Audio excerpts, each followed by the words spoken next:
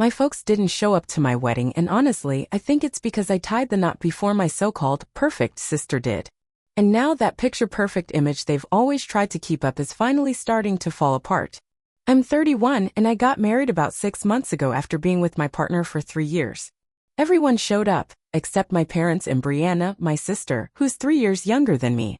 It caught me off guard that my parents didn't come, but Brianna skipping it wasn't all that surprising. We've never been close.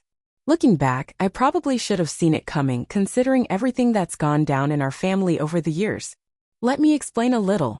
I can't entirely blame my parents for always putting her on a pedestal. Brianna's been exceptional at nearly everything since she was little. As soon as she could walk, she had this way of pulling attention toward her. She swept every competition in grade school, from spelling bees to science fairs and talent shows. By high school, she was class president, valedictorian, and prom queen, all rolled into one. She was tall, slim, and attractive enough to dabble in modeling during college, though she eventually focused on a business degree. I still remember when she landed her first modeling gig in her second year. My parents threw this big celebration, invited all the relatives and her friends. It was like a mini red carpet event.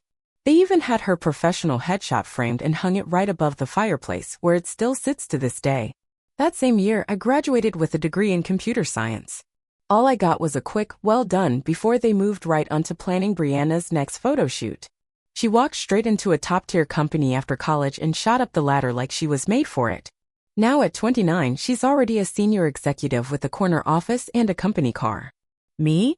I've got a good job at a solid tech company, working as a mid-level software developer. It's not flashy, but I enjoy it and I've worked hard to get where I am. But it's not the sort of job that gets mentioned at family dinners or bragged about to neighbors. I'm also shorter and heavier than Brianna, and that never went unnoticed growing up. Mom would always make offhand comments about how I looked. She'd sign me up for fitness classes I didn't ask for and had me on diets more often than I could count. I heard plenty of lines like, "Brianna never has trouble staying slim," or "If you just tried a bit harder, you could look more like your sister." Even though I got used to brushing off those comments by the time I hit high school, they still left their mark. Over time, I came to accept that there was always going to be a gap between how they treated us. I had to face the fact that my parents never celebrated my wins the way they did Brianna's. So what could I do? I spent years trying to win their approval, joined the clubs they liked, took the classes they recommended, and even gave modeling a go, which, let me tell you, didn't work out. Brianna still brings that up now and then. No matter what I did, it never seemed good enough. I was always just the other daughter while they were completely wrapped up in her achievements. Somewhere around my mid-20s, I gave up chasing their praise. I shifted focus to building a life that felt right for me, climbing my own ladder, and connecting with people who saw my worth.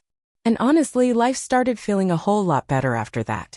Because my parents are obsessed with how things look from the outside, I kept our relationship surface level to avoid drama.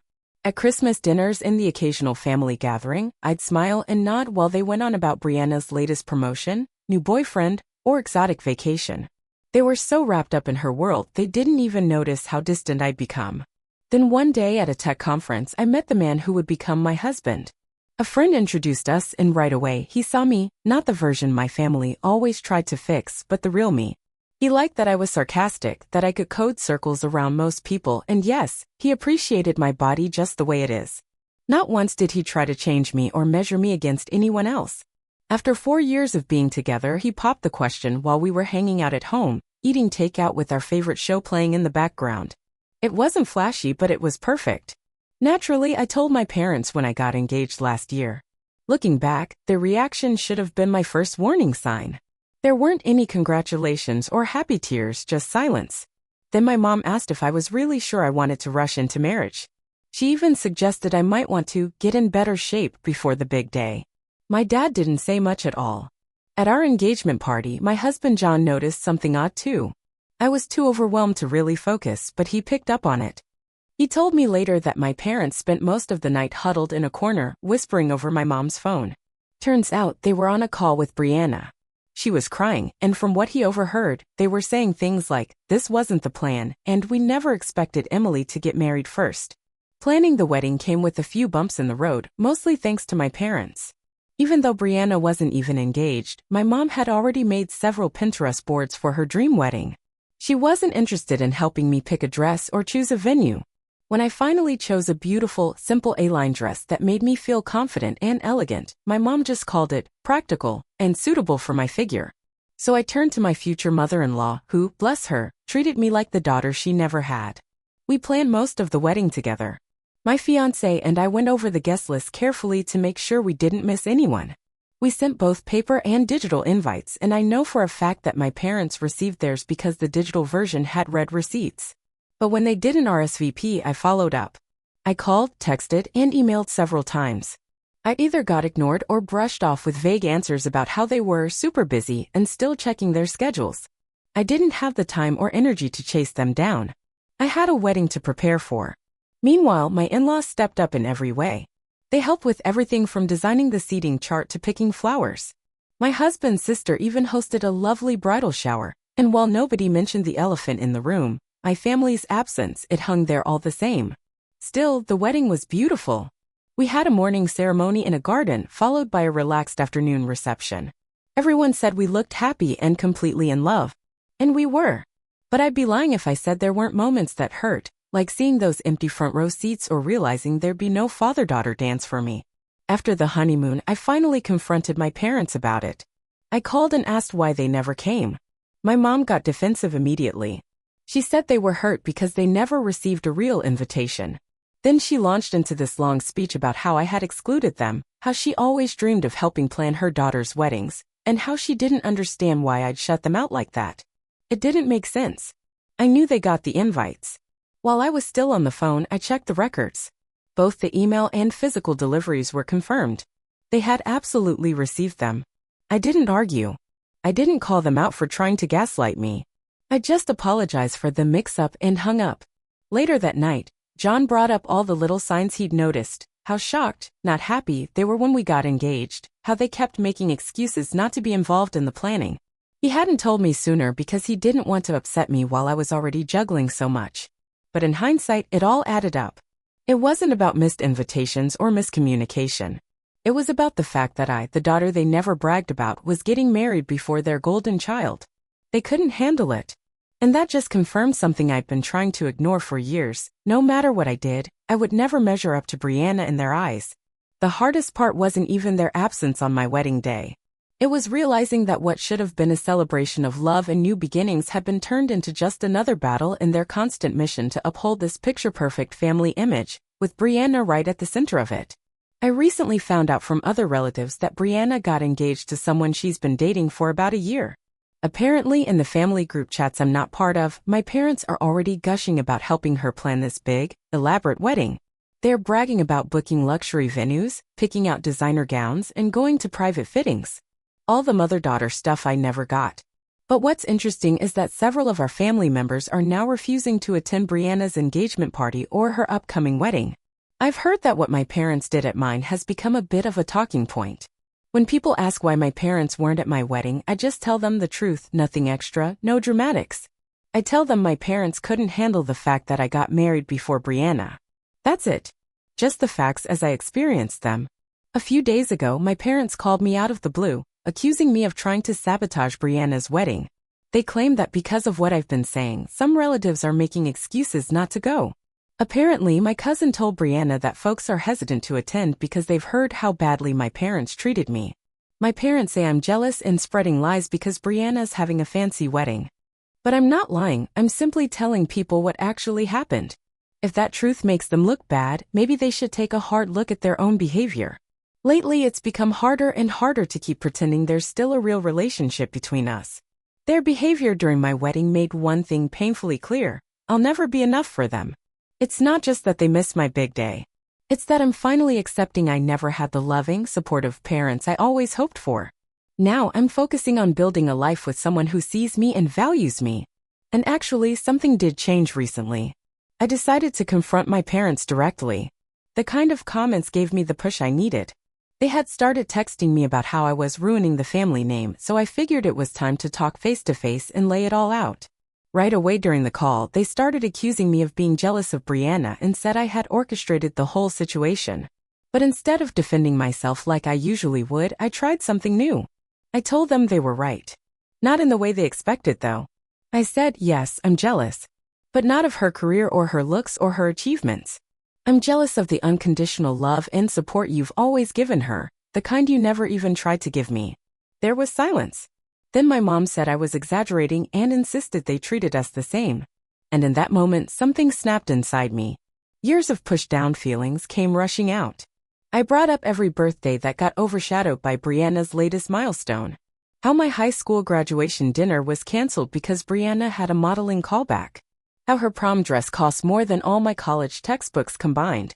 I kept going even when my dad tried to cut me off, saying I was making things up. I reminded them how they spent years planning Brianna's imaginary future wedding while showing no interest in mine when it was actually happening. I told them how heartbreaking it was to look over and see their seats empty, how my mother-in-law had to help me with every single part of the wedding, even picking my dress. And you know what? They didn't apologize. They didn't reflect. They just flipped it back on me like always. Dismissed everything I said. And somehow that was the most revealing part of all. "Why didn't you ever speak up if you felt this way?" my mom asked, like I hadn't tried for years. Then my dad chimed in, saying I was being unfair and spiteful by talking to family about how I felt. But what my mom said next was what really brought it all into focus. She said, "We never thought you'd go so far as to try to ruin Brianna's wedding out of spite, but we always knew you were insecure about her success. This isn't how we raised you." That was it. That's when I realized they weren't hearing me at all.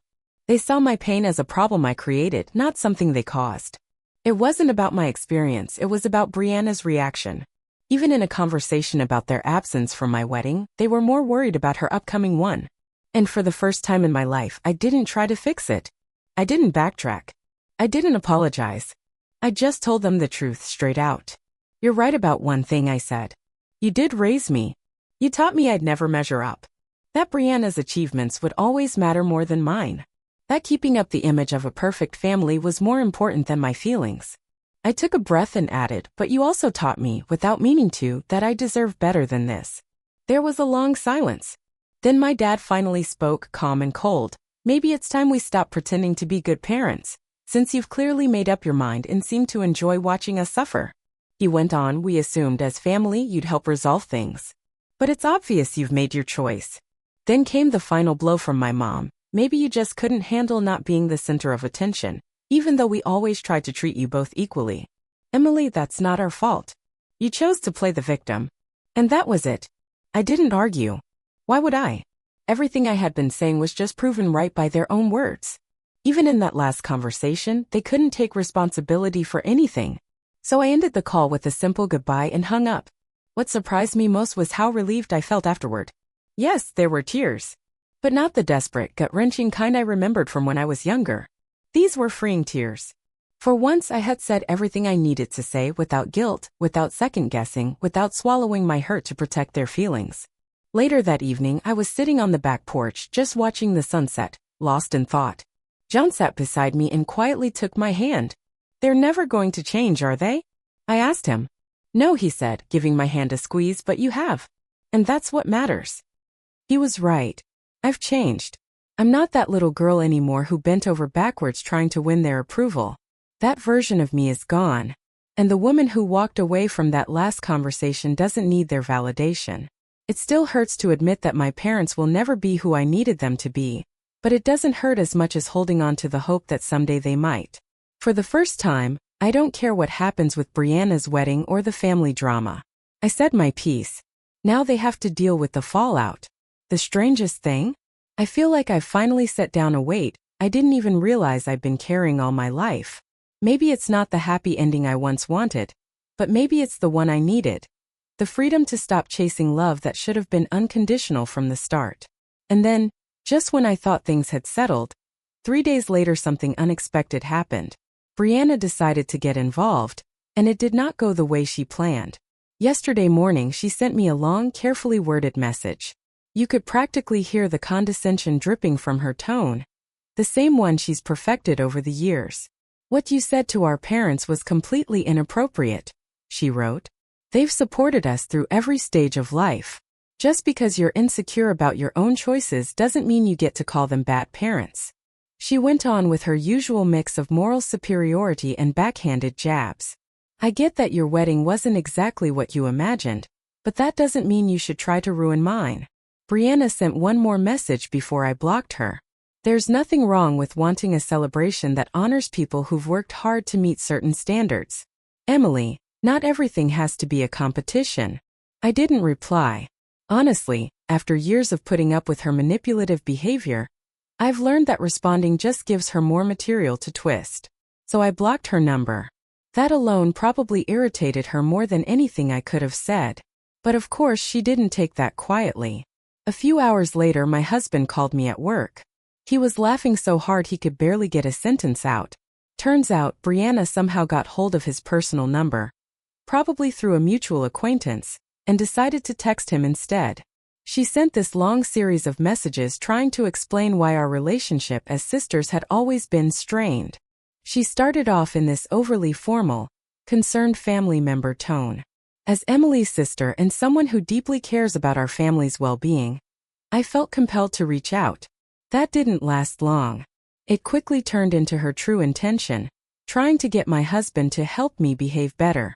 Her exact words were something like, "As the new man in Emily's life, you have a responsibility to guide her in a more reasonable direction." Then came the condescension.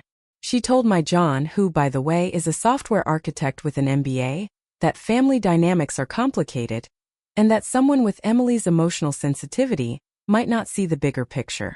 She actually advised him to steer me away from doing anything that might irreparably damage family relationships. But the kicker, the part that really showed her hand, was when she tried to appeal to what she assumed were his ambitions. She said, "Surely you understand that keeping good relationships with successful family members like myself could be helpful for your future. Emily's behavior is only hurting her own prospects, and yours by extension." My husband saw right through it. He knows exactly who she is, and none of that impressed him one bit. He told me later, shaking his head, "She really doesn't know me at all, does she?" When I got home, we read through the messages together. And instead of being upset or angry, I laughed. We both did. It was honestly kind of freeing. Seeing Brianna try so hard to manipulate someone who was totally immune to her games. Watching her usual tricks fail was like watching a play where the lead actress forgets her lines and still tries to pretend she's in control. That's when I realized something important about her. Despite all her outward success, fancy job, perfect image, Brianna is still that same insecure teenager who needed to tear others down just to feel like she mattered. She used to do the same thing in high school. If she couldn't bully me directly, she'd try to turn my friends against me. Now she's doing the same thing with my husband. Different decades, same tactics. This isn't just some random sibling rivalry. It's a pattern, one where she always had to be the favorite, always had to remind everyone how much better she was than me. If I did something good, she had to do it better. If I made a friend, she had to point out my flaws to them. And back then, her words would have broken me. 10 years ago, I'd have spiraled into self-doubt. 5 years ago, I would have cried and obsessed over what I did wrong. Now, I'm just tired. And honestly, her behavior is so transparent it's almost funny. The way John handled it was perfect. He didn't get pulled into the drama. He just replied, "Thanks for your concern about Emily's well-being. As her husband, I focus on supporting her happiness, not managing her behavior. If you have further concerns, I think it's best you speak with her directly. Have a nice day." Brianna sent one last message after that. "I see she's poisoned you against the family too. Don't say I didn't try to help when it all blows up in your faces." That sealed it for me.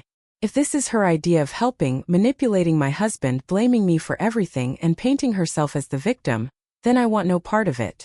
All she's really done is remind me why I need to stay far, far away from the dysfunction I grew up in. If there was ever any doubt about whether Brianna had changed, her messages to my husband cleared that right up. She's still the same controlling person she's always been. The kind who feels threatened by anything that doesn't fit into her perfect version of how the family should look. But honestly, the best part of all this is that her little stunt didn't create a wedge between me and my husband. It actually brought us closer. Instead of worrying about social fallout or letting her drama get to us, we just laughed about the whole thing that night. Then we made plans for a weekend getaway, just the two of us. That felt good. I've come to realize something important. Real family isn't about keeping up appearances or forcing people into a script. It's about standing by each other, laughing together, and having someone in your corner when others try to mess with your peace. Even if that someone trying to stir things up is your own sister. So no, I'm not getting pulled into the chaos around Brianna's wedding.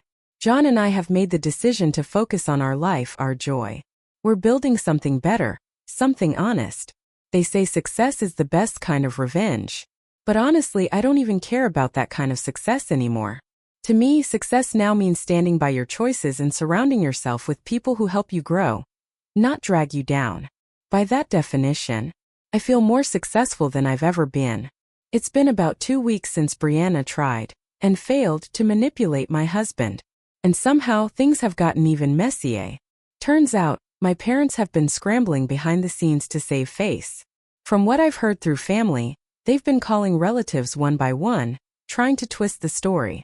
They're claiming I'm bitter and jealous because Brianna's wedding is going to be so much fancier than mine ever was. According to the new version of their story, I purposely excluded them from my wedding, just so I could play the victim later. Which is wild, considering they've lived in the same house for 35 years and still use the same email they had back when dial-up was a thing. But sure, let's pretend I sent their invite to the wrong address. The good news? Nobody's buying it. In fact, a few relatives have started sharing their own stories about how my parents have always shown favoritism toward Brianna. One aunt even said this isn't the first time my mom's pulled something like this at a family wedding. Always trying to make Brianna the star of the show. But here's the part that truly surprised me, this time people are actually standing up. Some key family members, including a few who were supposed to play major roles in the wedding, have backed out of supporting it altogether. There's even talk that the fancy venue they had lined up might be off the table, since it was arranged through a family connection. A family friend who owns a high-end clothing boutique also just happened to run into scheduling issues. Funny how that happens. Things really came to a head at a family gathering last weekend. Someone casually asked to see pictures from my wedding, and my mom completely lost it. She launched into this emotional rant about how I'd changed since getting married and was tearing the family apart. Only problem? Her outburst didn't land the way she hoped. It actually shocked some relatives, especially the ones who hadn't been keeping up with everything, and damaged their carefully built reputation even more. The irony is hard to miss. Their desperate efforts to control the narrative are what's unraveling it. Every time they try to explain why they weren't at my wedding, they just reveal more about who they really are.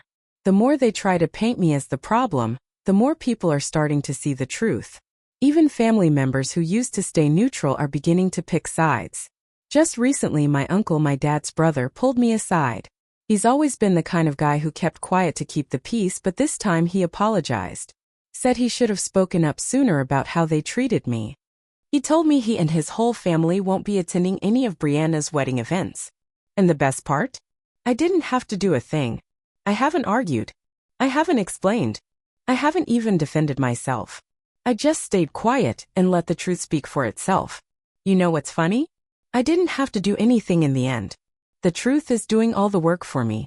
Every time Brianna or my parents try to twist the story, they just end up exposing more of their own behavior. Looking back, all those years I stayed quiet trying to keep the peace. I see now that I was just giving them more room to act however they wanted. John put it best the other night. He said they spent years building up this perfect family image, but it was all held together with favoritism and emotional manipulation. Eventually it was bound to fall apart. And he was right. As for me, I'm doing better than I ever have. I don't feel that need anymore, the one where I used to try and earn my parents' approval. I'm not carrying the burden of tiptoeing around Brianna's moods. I'm not worried about putting on a show for anyone else's idea of a picture-perfect family. For the first time in my life, I feel free. And honestly, I've learned that the best kind of revenge isn't revenge at all, it's letting the truth come out and finally living your life on your own terms.